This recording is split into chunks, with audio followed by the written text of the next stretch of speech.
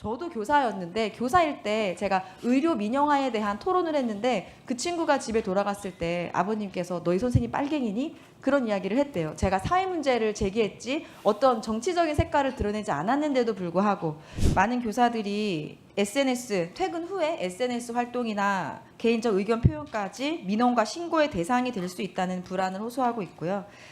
더욱 문제는 근현대사나 민주주의 사회 문제 이런 것을 가르치는 중에도 정치적으로 편향되었다라는 항의가 제기될 수 있어서 아예 이야기를 꺼내기조차 어려워하는 게 현실입니다.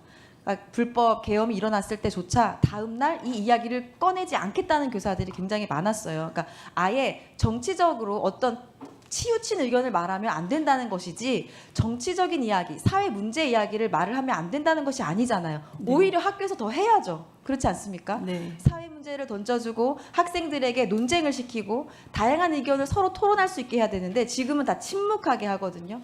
저는 침묵하는 게 능사는 아니라고 봅니다. 오히려 침묵했기 때문에 학생들은 학교 안에서 민주주의를 배우지 못하고 사회 문제를 배우지 못하고 정치를 배우지 못하고 인터넷 SNS에서 인스타에서 정제되지 않은 사실이 아닌 것들로 정치를 배워서 정말 많은 우려가 제기가 되고 있습니다.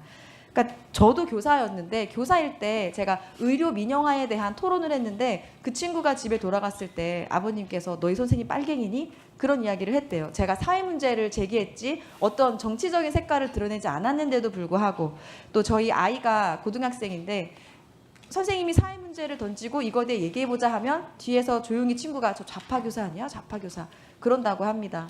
그러니까 어쩌다가 학교가 이렇게 됐을까요? 그러니까 학교에서 민주시민 교육을 철저히 해야 하는 공간임에도 불구하고 아예 민주자를 꺼내면 안 되고 정치 이야기하면 안 되고 사회 문제 얘기하면 안 되는 곳이 된 데에는 교사가 정치 기본권을 가지지 못한 것에서 비롯된 것이 어느 정도 영향을 끼친다고 봅니다. 왜냐하면 학교 안에서는 지금도 정치 이야기를 당연히 중립적인 관점에서 할 수 있지만 교사들 스스로 위축되어 있습니다. 또 국민들도 그렇게 바라봅니다.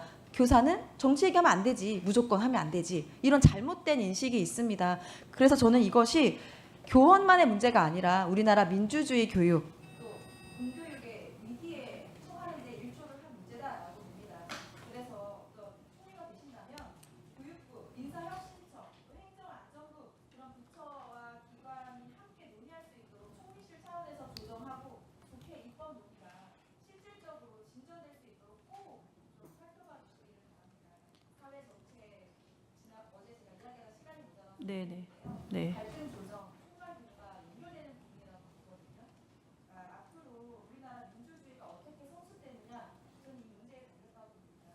총리 후보자께서 총리가 되신다면 꼭 살펴봐 주시기를 바랍니다. 네, 말씀 주신 사항들은 중요하다고 생각합니다. 저도 학교 안에서 제가 학교 다닐 때도 생각해 보면 우리가 토론이라는 것을 배우지 못했고 어떤 사회적 의제에 대해서 찬반 그리고 나의 의견을 제대로 표현하는 것 이런 부분에 대해서는 굉장히 중요하게 교육해야 되는 부분이기 때문에 이 부분에 대해서도 한번 살펴보고 주신 부분에 대해서도 관련 부처들하고 협의 사항들 좀 챙겨보겠습니다. 재미있게 보셨다면 구독, 좋아요, 알림 설정까지 꼭 눌러주세요.